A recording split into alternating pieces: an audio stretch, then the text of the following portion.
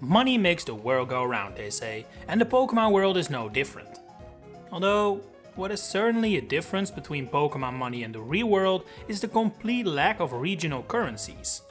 From Poke Spain to Poke Hawaii and Poke Japan, everyone uses the same money to buy their Pokéballs, the P with the two crossing lines. The name of this currency is actually a surprisingly hot debated topic.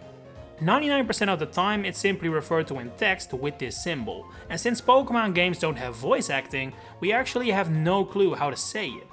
The sole exception comes from OR, setting of Pokemon Colosseum and XD Gale of Darkness, which may use the same symbol but refer to the currency as Pokémon Dollar, or PokéDollar for short, which has since been the commonly accepted term in fan communities. Whether it's actually meant to be canon though, that is very hard to say. The OR titles weren't developed by Game Freak, but they use the same monetary system, are confirmed to be in the same universe as the mainline games, and the developer, Genius Sorority, is owned by the Pokemon Company, so it's not like there's no contact between the two either. Both the French and German translations of the mainline games have also on occasion used the term PokéDollar or Pokemon Dollar, which would not have raised an eyebrow had it happened in the early years, but this was as recently as Sun and Moon, at which point I would expect things like this to be caught and removed if they were not representative of the original vision. At this point, I think voice acting is required to properly figure out what the currency is called. Game Freak isn't gonna do it all of a sudden. And part of the reason why might just be because in Japan, this is a complete non-issue. We may have the P with the two lines, but in Japan, Pokemon games just use the yen, the real-life currency. Same symbol, presumably the same name, and it has been that way since Gen 1 without fail. Well, not completely. The OR games are the only games in Japan that don't use the yen, instead also using the PokéDollar symbol and name, possibly as a nod towards the fact these games were technically the first set outside of Japan and in America, where, the currency isn't the yen. If that is the intention, then Game Freak not adapting to it with Unova, Alola and the European regions for the Pokepound and Poke-Euro is not only a bit of a missed opportunity, but also definitely casts some doubt over whether the name PokéDollar is even accurate.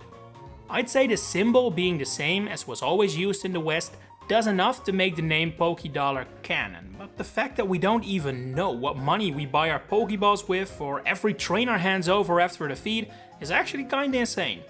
Oh, and the symbol is actually quite clearly based on the yen as well, using the letter P obviously, and then adding the two lines that the yen also has.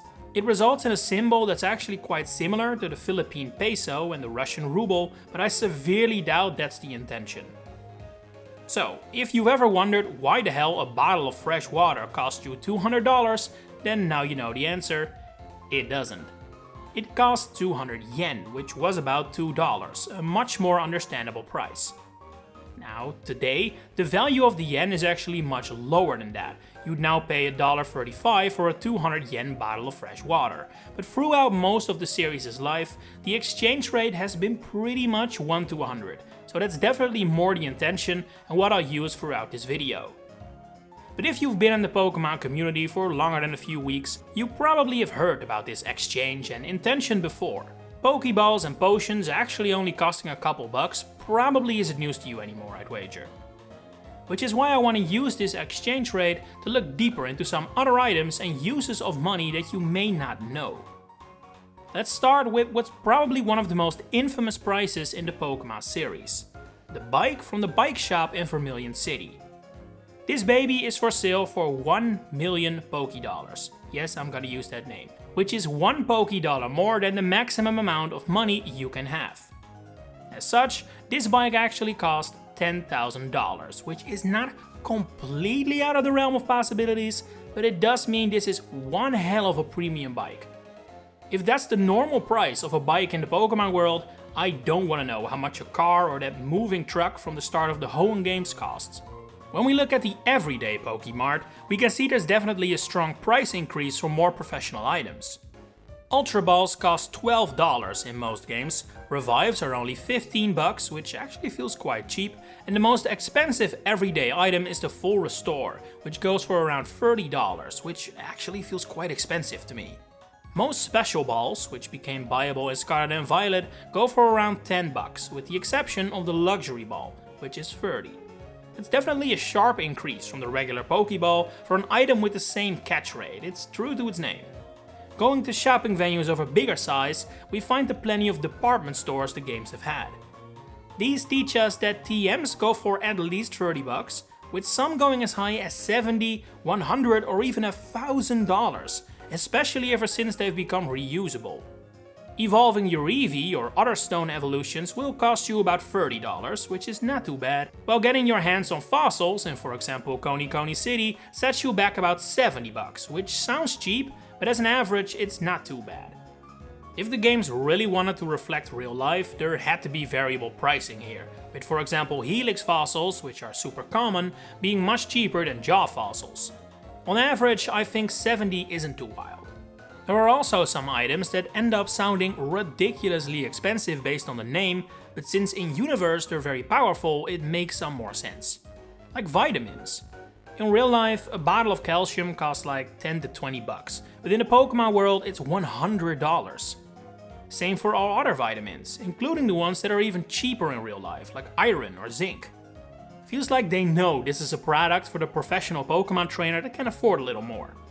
The many mints of Paldea are even more expensive though, going for $200 a piece, which similarly sounds bonkers in real life, but for the same reasoning as vitamins, I guess it's not too out there in universe. On the other hand, you can get a TV for your secret base for the low price of 30 bucks, so maybe prices are a little skewed. Or this is just a really bad TV, who knows. But this does all work under the assumption that Pokemon trainers actually earn quite a nice payday. But is that even true? While we don't know exactly what Larry reports to work for every morning, there is some evidence to suggest it's actually not all that much. By far the biggest sign of this is the money that exchanges hands after battles. That a bunch of school kids don't pay you that much, sure, and that a frustrated grunt hands you any money whatsoever can be considered a surprise as is. But even some of the biggest battles in the series that are supposed to play out fair and square don't really reward you with the most impressive payouts. You climb all the way up to Mount Silver to defeat the legendary Red, and he hands you $77 in the original Gold and Silver. Enjoy your 6 Ultra Balls, kid. The number is more than doubled in the remakes to become nearly 170 bucks, but that still feels insanely low for such an achievement. But at least Red has the excuse of being this independent trainer, he can pay what he wants. Cynthia is incredibly powerful and the freaking champion of the region. If anyone has the financial means to pay out, it's her. And yet she gives out less than Red. Even at the absolute most, she gives out $155. And it's not like she's a cheapskate either. Blue and Lance give out 60 bucks when they're the champion. That's not even enough to buy a Pokemon game nowadays. Steven may be the son of a rich CEO, but as a champion he only rewards you with like $110. Same thing with Diantha. She's a famous actress, but the most she can miss is 160 bucks. Geeta may get a lot of criticism, most fairly, but you have to give it to her, she's the best paying champion out there. If you invite her to the League Club room, she hands you 200 bucks after you win, the only champion to pass that number in the entire series. So, point being, becoming a Pokemon trainer is far from a get-rich-quick scheme. I wouldn't say it's easier to lose money on it, since if you're a good trainer, the money apparently isn't in individual opponents, it's more in beating a lot of different people, but it does now make a lot more sense why so many gym leaders and other prominent trainers have second jobs. Like, Katie's bakery probably makes more than her gym leader gig, and for someone like Elisa or Nessa and their modeling career, I'm 100% sure it does. So, while Pokemon trainers definitely aren't free from financial worries, at the very least they don't have to deal with an insecurity we in the real world do. Inflation. The Pokemon timeline has more or less followed along the real life time since its release, and yet the cost of a Pokeball hasn't even gone up by 1 cent. Very impressive. Maybe that's what happens when the whole world is one currency. However, we do have one very interesting point of comparison that I don't want to ignore. Pokemon Legends Arceus is set approximately 150 years in the past, and shows us that not only did the entire building of the region known as Sinnoh happen quite recently, the PokéDollar has also been used for at least that long. Vendors in Jubilee Village accept it in exchange for goods, and it is used as the payout for missions, for example. But what is interesting is that the price of these goods is actually quite different from the modern Pokemon world we frequent, including some very odd changes. It's pretty well established that Pokeballs are not mass manufactured in these olden times, nor are they easy to get by, and yet they're actually cheaper than they are in the future. For only $1 you can get yourself an Hisuian Pokeball, which is half of the modern Pokeball. Now, of course there is more technology involved in the modern one, but you'd think it's also much cheaper and less labor intensive to produce. So why is the Hisuian version cheaper? Is it commentary on capitalism, meant to reflect that while Choice, your local friendly shopkeeper who cares for his community, Pokemart Incorporated is only looking for profit? Hard to say, it might just be because you burn through Pokeballs in Legends Arceus much quicker than you do in the mainline games, but then why are potions and revives also much cheaper? You use them a lot less than you do in the mainline games, I'd say, and while the focus is less on battling, making these items less powerful than usual, I think especially the price difference for a revive is quite telling. From 2,000 PokéDollars in Sword and Shield, $20 to only 700 or $7. It could also very well be the result of what I started this section with, inflation. If the PokéDollar was stronger in Hisuian times than it is today, that would explain why everything has a lower price than it does today. And the funny thing is, that might actually be true. But it also suddenly changes the problem completely. So it's impossible to find the rate of the yen 150 years back in time, but I was able to get to the start of the last century, which presumably didn't differ that much from the exchange rate prior. And back then, the yen actually had a much stronger position than it does today, which could explain the lower prices in Legends Arceus. Except, if they are meant to reflect reality, these are suddenly the most expensive Pokeballs ever. Prior to World War II, the yen had an exchange rate that was nowhere near 100 times a dollar. It was more like twice, maybe thrice. Which means that the Pokeball in Hisui actually isn't cheap at all. It costs like $50, which then changes Choi from a friendly shopkeeper keeping the price low for his community into someone forced to ask a price that shows how difficult it is to actually obtain these items in a region like Hisui. I think both explanations have their evidence and their logical reasoning behind it. The lower price, so taking the PokéDollar at modern value, could be seen as a reflection of the lack of capitalism in Jubilee Village and expensive technology used to produce them, keeping the price a little lower than what it is today.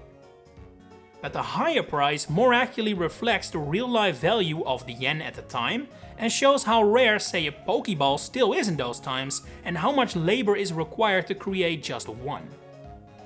Personally, I like the idea of the PokéDollar rate reflecting the real-life yen more. It feels more realistic, but I suspect the vision from Game Freak was for the exchange rate of the PokéDollars to be identical to what it is now.